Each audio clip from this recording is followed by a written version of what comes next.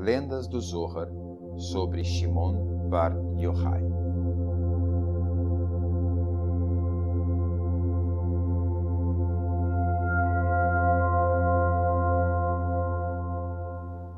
Um dia, Rabi Shimon e alguns discípulos atravessavam um rio quando um fardo de roupas pertencente a Rabi José caiu na água, e este exclamou com raiva: "Seria melhor para este rio não ter existido." O mestre repreendeu-o, dizendo que tudo o que havia sido criado servia aos propósitos de Deus, e mesmo as coisas que pareciam inconvenientes ao homem tinham um papel no plano da criação. Ao virar uma curva da estrada, eles viram uma serpente avançando em sua direção.